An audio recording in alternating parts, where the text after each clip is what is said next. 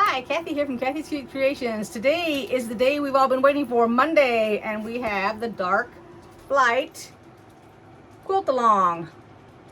It's for Fort Worth Fabric Studios Halloween, and you've downloaded your papers. If you haven't, you can go to www.fortworthfabricstudios.com and go ahead and get your paperwork. Every week will be that week's paperwork. You don't get the whole pattern all in one week. This is what you should have if you've already downloaded. If you haven't, this is what you're looking for. It's going to be the sheet that shows us how to cut. It'll be that sheet. And there's quite a few sheets this time because we have a little bit of a bonus, which I call it, which is this sheet here, and it's going to show you the fabric sorting by the week down there at the bottom on the left hand, and then the entire right hand column.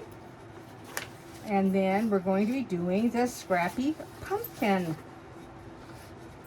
That's the square we're going to work on today, along with our cutting. So 4 sheets here, and then you're going to have this sheet, which shows us how to cut the first fabric. So that's what I use, one of these little pieces, and this represents that there's 4 of them. Now this time I won't mark it because what I'll do is I'm going to wait and I'll set all my stacks of fabric up. And then I'll match it based on the next piece of paper that's actually going to tell us weekly what we need. So fabric, the sorting week. So it says for week 1, right here, we're going to need 1 4 by 4 inch square, right here. We're going to need 2 2.5 by 4.5 rectangles, and 4 2.5 by 2.5 inch squares. Now that is week 1. So let me go ahead and begin by cutting this edge off so that it's straight, so that we can continue from here.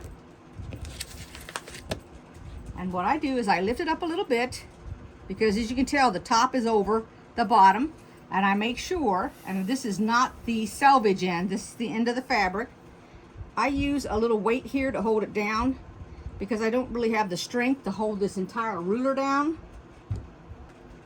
I hold it with my hand, and part of my hand is off the ruler as well as on the ruler.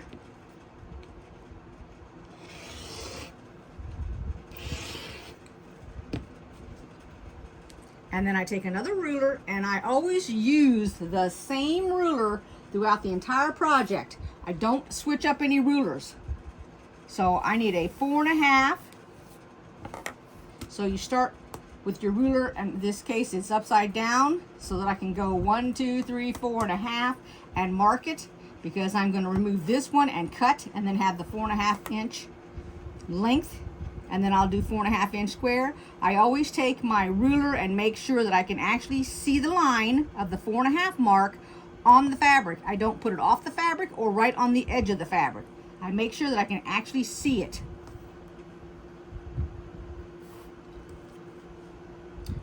This is 4.5. And since I've got 3 strips, and that's what it's showing, I will do 3 entire strips. And now the next step is subcutting. Subcutting is when you take your strips and then you create the actual size that you're going to need. Now the first thing I will do is I will go ahead and cut off my selvage.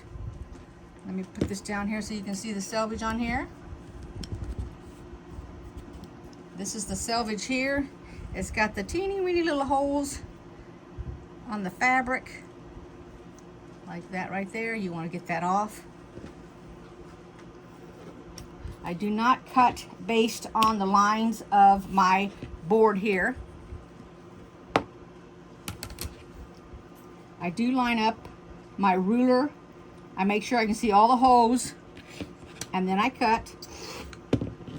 Now every time you cut one, if this is folded like this, keep in mind you're cutting 2 pieces. So it says we need 4. I'm going to cut this exactly like I did before, putting it on the line, the 4.5. Same kind of ruler. So I have 2 of them, 2 more. And so now I have 4. I will go ahead and I will flip them upright. You don't have to if you don't want to, because you can always flip it when you get ready to sew it. There we go. Take my little label, And since I don't trust my label to stick, although it has a little stick on it, I would prefer to pin it. All I do is just pin it right here, and I just set it aside. So I have made all the cuts for the 2.5 by 4.5. Let me show you what I did to my paper. You can see all my writing here. So what I've done is I counted that I needed 9 in this row, 16 in this one, 16 in this one. So I took this 2 16s by 32, held off on the 9 because I went down to my paper, and I'm looking down here and I'm seeing that I need 1 right here at the bottom. So notice I put a +1. So I added 1 to that, and then I took my 9 and added to that. So I needed 42 4.5 by 2.5. But when I got done, this is the fabric I have left over. So keep in mind, it's 40. It's 4.5 by whatever length this is. All right. And I'm looking at my paper and I need 1 4x4. Well, if this is 4.5 by longer than 4.5, that's going to be the one piece I need for my 4x4. Okay, so I've jumped down to fabric G to explain what's going on. So some of the fabrics that are calling for the strips to be 1.5 inch by 4, 5, or 6. Some of them are a combination. For example, this one here, it wants 1.5, which is 1.5. You cut 2 width of the fabric, so you'll have 2 strips. Then they want you to turn around and cut out 12 1.5 by 4. So out of those 2 strips, I cut that. I cut the 5, which is the previous. So let me show you on my paper here so that you know exactly what I'm talking about. So we first started with a 4.5 inch strip, which is the width of the strip, and I cut the 4.5 by 6.5. Then it wanted 4.5 by 2.5, 2 pieces, so I did that. Now with the remaining strip, which I have not done yet, because that's what's laying here on the table, this is that 4.5 inch strip, it wants you to cut 1.5 by 5 inch rectangles. So instead of doing that, I jumped down here, went ahead and cut my 2 1.5 by the width of the fabric, and I cut 1.5 by 5 first. I cut 12 of them. Then when I got done, I was short 4 rectangles out of the 12. I got 10 of them laying right there, which I got out of the 1.5 by with the fabric. And so what I'm doing is I took this 4.5. Now this is how you end up with more fabric left over. So instead of taking it and laying it like this and cutting it at 1.5 inch strip, I laid it like this, keeping in mind it's 4.5. We only need a 4, because that's what our rectangle is, 4. Okay, so what I do is I take my rectangle, and I already measured it, so it is 4.5 inches, but I only need it 1.5 inch wide by 4. So I go here to 1.5. I'm going to measure it, then I'm going to cut my strip. Now this is folded because there's 2 strips. So I cut 2, which gives me 10 now. There's 8 here. So I set this aside, cut 1 more 1.5 inch strip.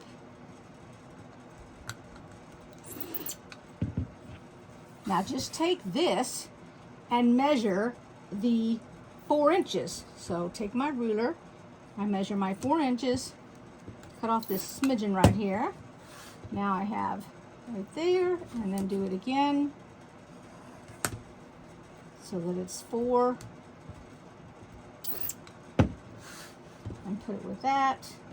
And now I have 12 1.5 by 4.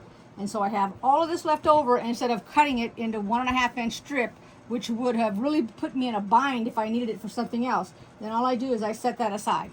Okay, I'm just coming back because I find that it's happened with a lot of the fabric that I had to cut 1.5 strip and then turn around and get either a 3 inch or a 4 inch or a 5 inch by the time I've done that. All right, so just came back to talk to you about that real quick. All right, so what I've done now is I went ahead and I put all of them in order, but let me explain how I did it. And let me stop real quick, and I'm going to show you the sheet. I normally do this at the very beginning of the video, and I didn't do it, so let's just do it here. This is the days of the week, each Monday, starting with today, August 29th, for 5 weeks, every single Monday, right in a row, and we're going to do this quilt. All right, and as you notice on this piece of paper right here, when you go to the website, and I don't think I mentioned this in the video, you want to go to digital patterns. That's up at the top when you get on their website. That's where you're going to find this dark flight quilt. All right, and then I always let you see the long arm quilting service, which is also in Fort Worth, Texas. There's that. So you get all that information. You don't have anybody, you want to try Laura out. Alrighty, now the sheet of paper that you would have gotten, which I've already shown you. Let me move this aside here. Looks like this, and there's week 1.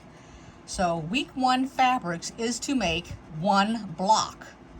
Alrighty, that's why it says week 1 fabrics. That's what we're gonna make here in a second. Now when you go to week 2, you'll notice there is week 2 2A fabrics and week 2 2B fabrics. So that tells you that we're going to make 2 different kind of blocks. And so they've literally split up the fabrics. So that's what you're going to do. All right. So I want to give a thumbs up to Fort Worth Fabric Studio for coming up with this really neat idea, because you can be all prepped in advance. All right. So these are all the fabrics we're going to use to make the block this week, which is the pumpkin block. Now, when it comes to week 2, I'm going to turn this so that you can see this better. Okay. So this is the week 2A fabrics, and then I got a little space here. And so this is the week 2B fabrics. So those are the fabrics we're going to use for the next block.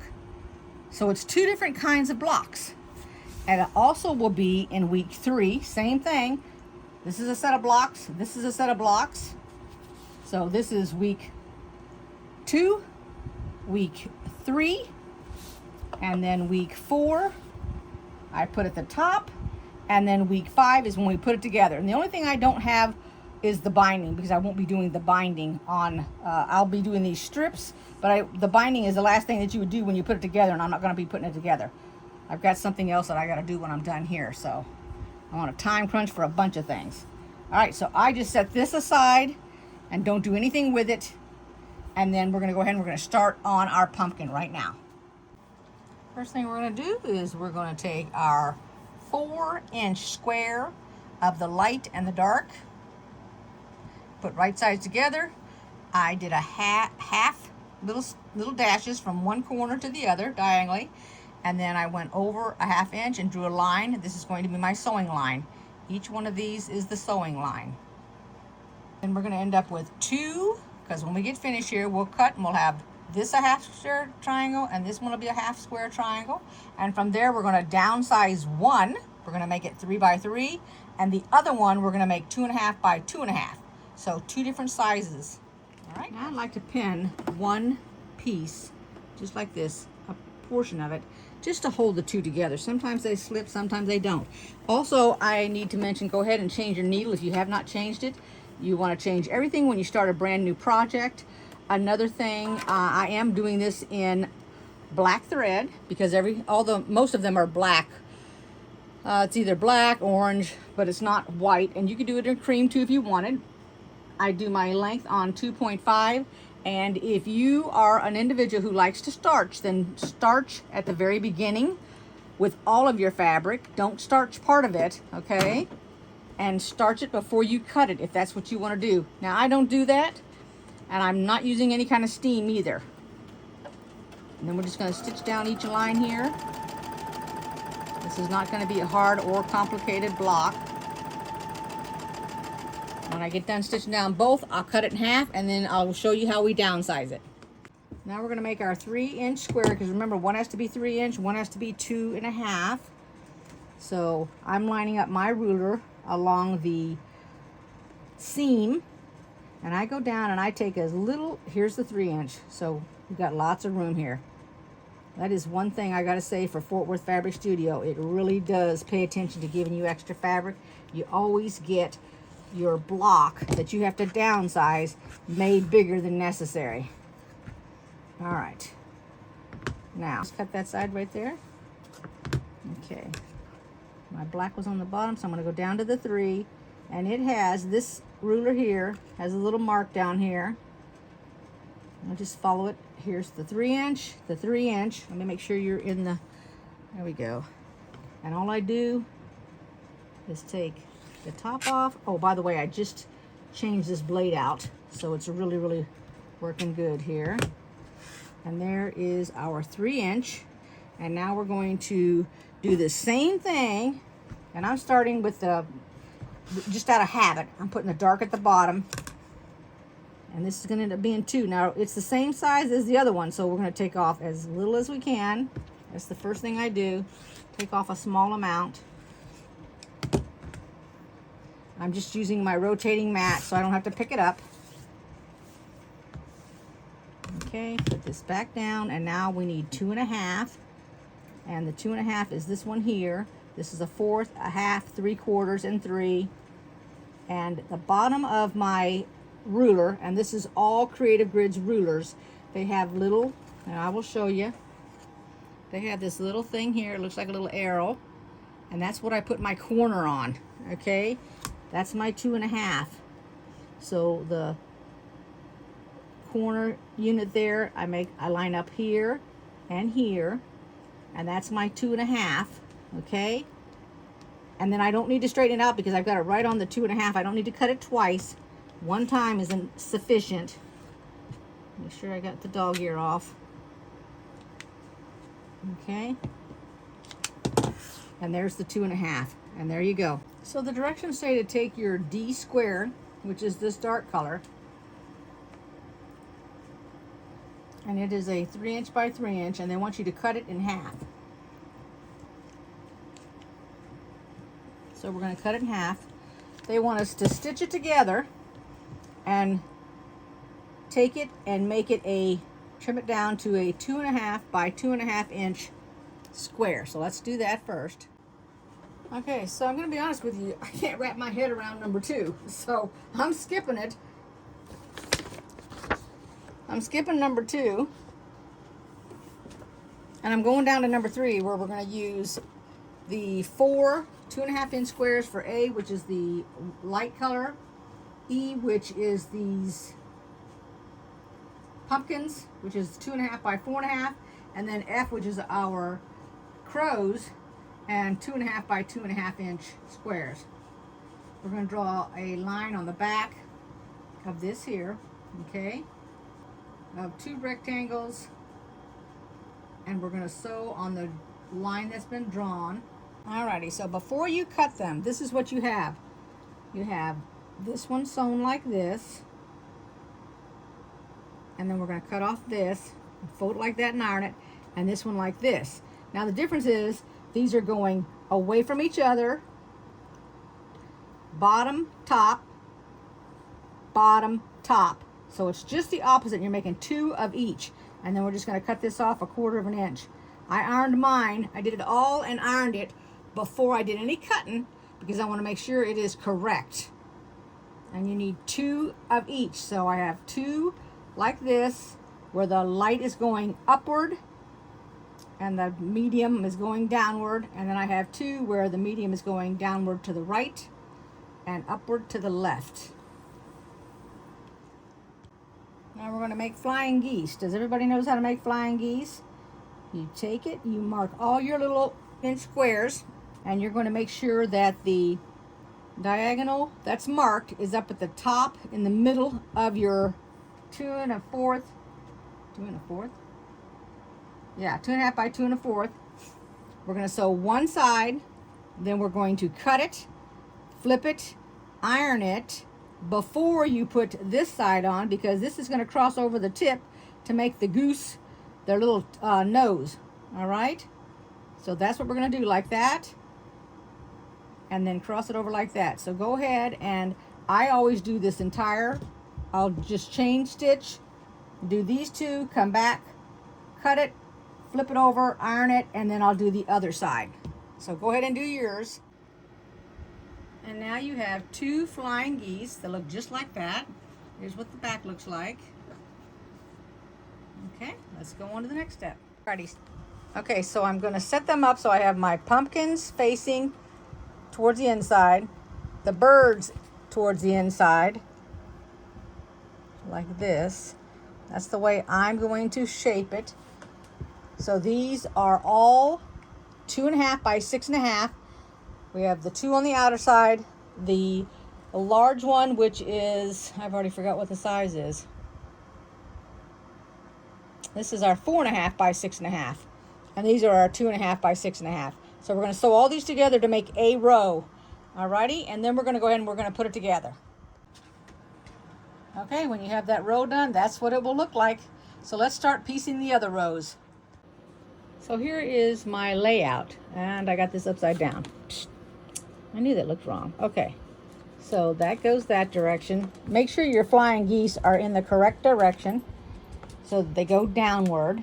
All right, and then what you're wanting is the white on the bottom right and the bottom left when you put it together. So when it's up at the top, it's going to be the white at the right hand top and the left hand top. Okay, that's completing your pumpkin. That's how you know that's the direction it goes. Alrighty. Now, I'm going to tell you, I did not show you how to make this because I still cannot figure it out on the paper, and I really apologize. But I took the 3 pieces I had, and I'm the only thing I can figure is I'm not reading it correctly, so I don't understand it. I just can't get it straight in my mind what to do. So, and I'm pretty sure that I messed up. I'm looking at this square right here. In my head, this is a flying geese connected to a square. So I took what I had left over, which was a half square triangle that had white on one side and black on the other.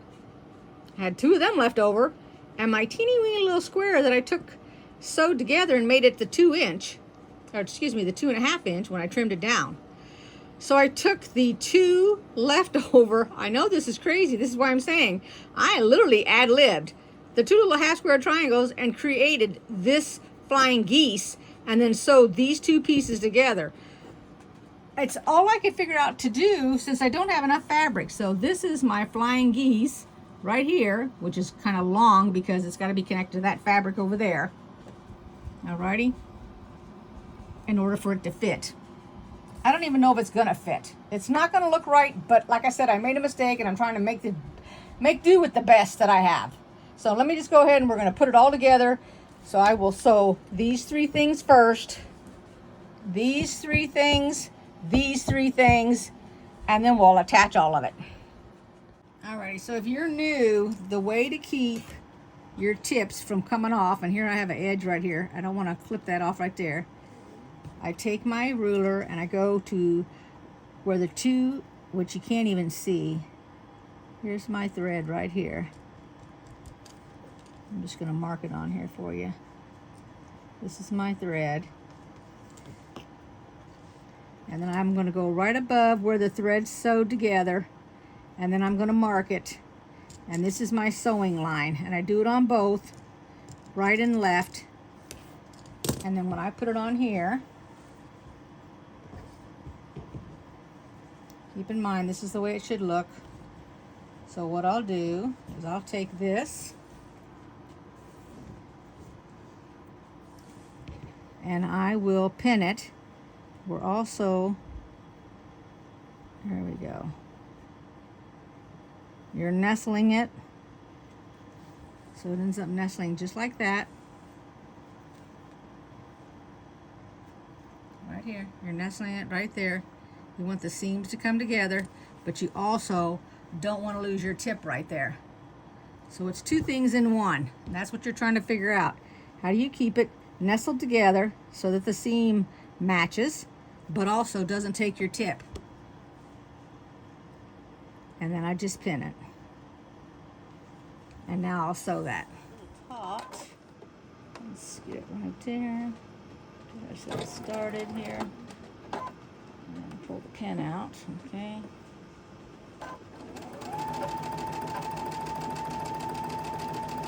Now the only place I marked were these little tips up here. I haven't marked anything else.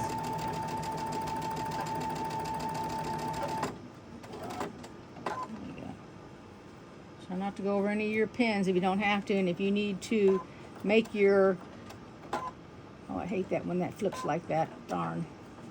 If you need to make your stitch bigger because you're worried about it, you can always make it bigger because you can always come back and go over it again with a smaller stitch.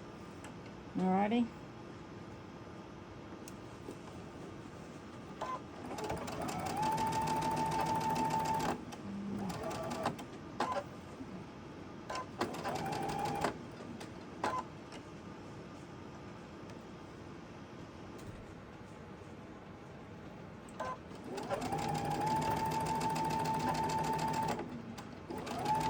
I hate it when that fabric flips over like that, but sometimes it does. All right, let's take a look at it. There it is, completed, our pumpkin. Hope everybody enjoyed this video. Give it a thumbs up if you did. Comment if you would like. I'm sorry about the mistake, but I did want to tell you about it because you might have a mistake and might have to fix it. So next week I will see you again on Monday, and we will start with the next block. And you know there are going to be 2 of them. Right offhand, I can't even remember how many there are, but there's going to be 2 different kind of blocks, and we'll find out next week. All right. Thank you everybody for watching. I'll see you next time. Bye-bye.